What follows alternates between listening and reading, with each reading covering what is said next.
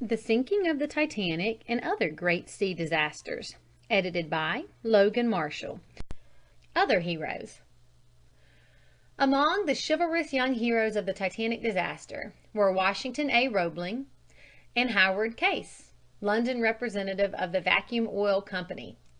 Both were urged repeatedly to take places in lifeboats, but scorned the opportunity while working against time to save the women aboard the ill-fated ship.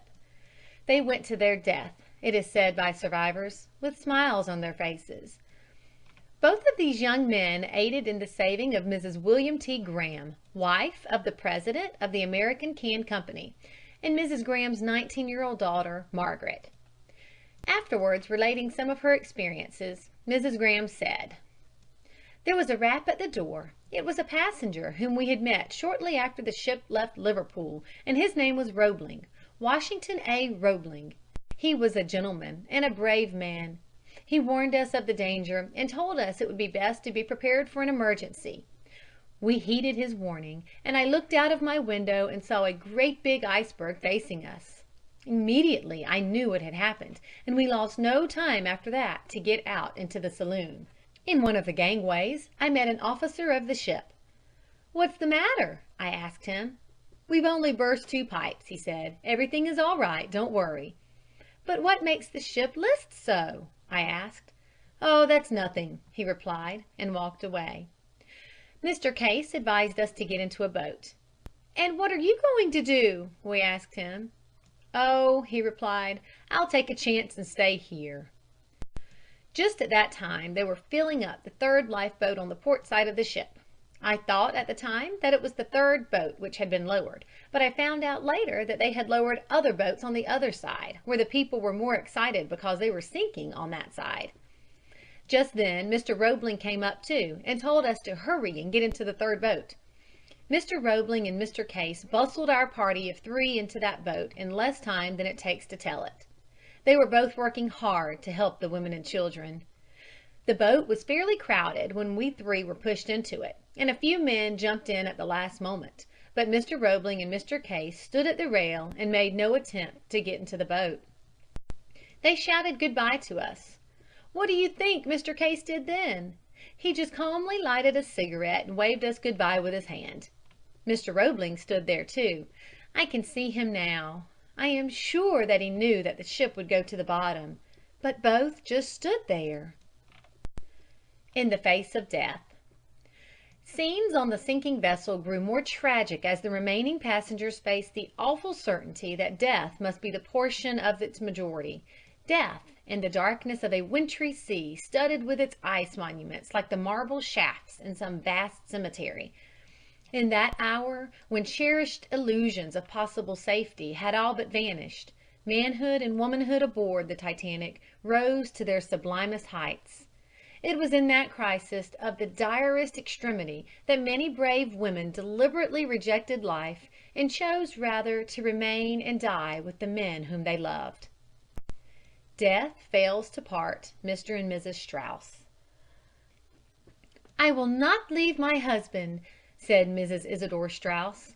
"We are old, we can best die together."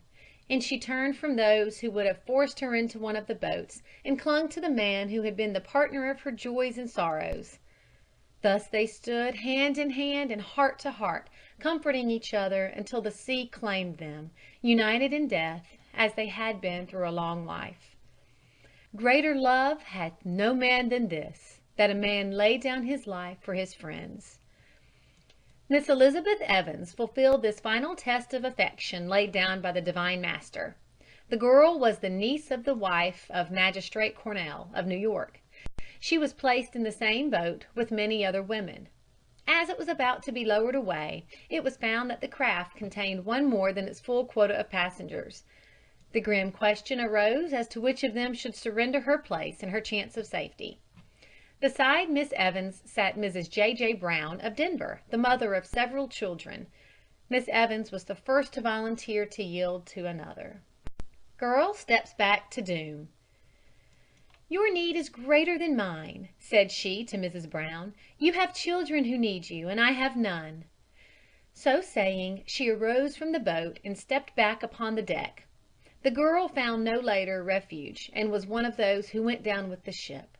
She was 25 years old and was beloved by all who knew her.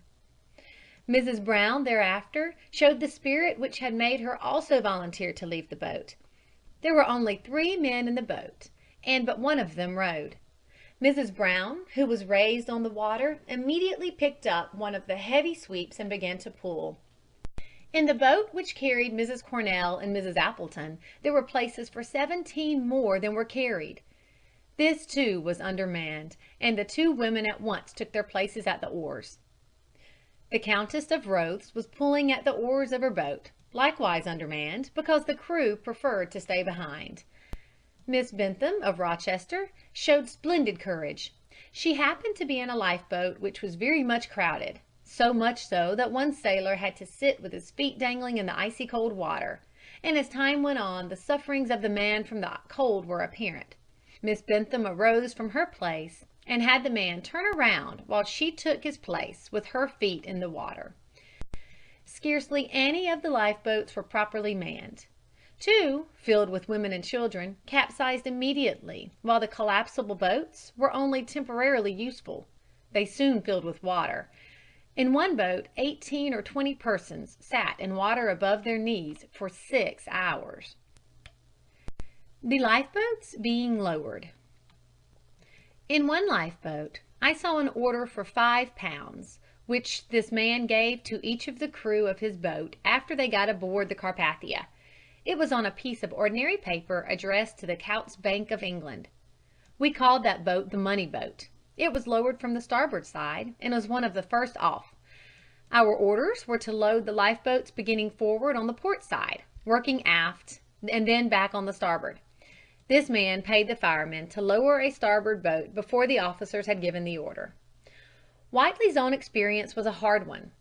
When the uncoiling rope, which entangled his feet, threw him into the sea, it furrowed the flesh of his leg, but he did not feel the pain until he was safe aboard the Carpathia. "I floated on my life preserver for several hours," he said. "Then I came across a big oak dresser with 2 men clinging on it. I hung on to this till daybreak, and the 2 men dropped off. When the sun came up, I saw the collapsible raft in the distance, just black with men.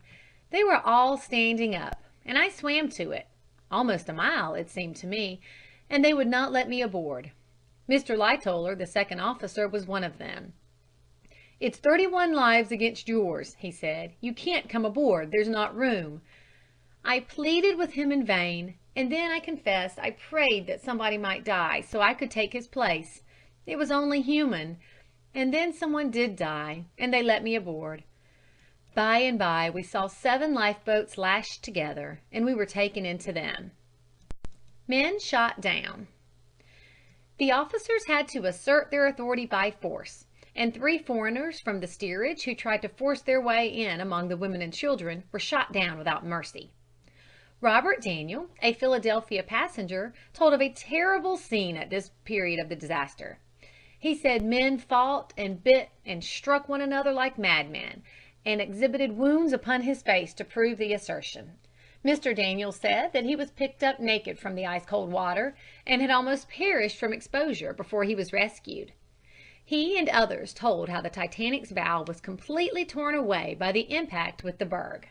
K. Whiteman, of Palmyra, New Jersey, the Titanic's barber, was lowering boats on the deck after the collision, and declared the officers on the bridge, one of them, First Officer Murdoch, promptly worked the electrical apparatus for closing the watertight compartments.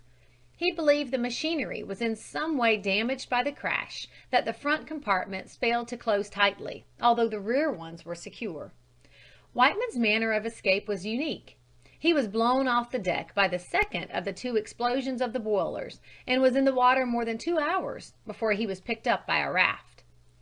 The explosions, Whiteman said, were caused by the rushing in of the icy water on the boilers.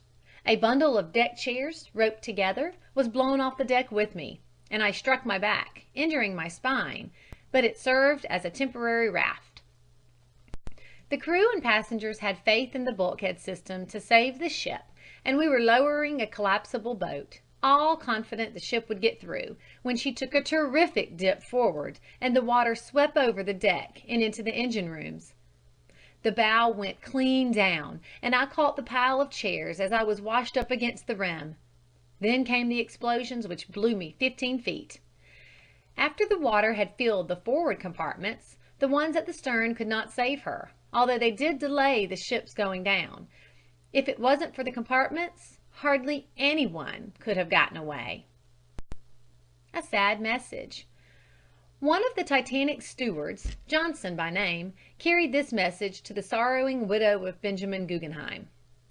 When Mr. Guggenheim realized that there was grave danger, said the room steward, he advised his secretary, who also died, to dress fully, and he himself did the same. Mr. Guggenheim, who was cool and collected as he was pulling on his outer garments, said to the steward,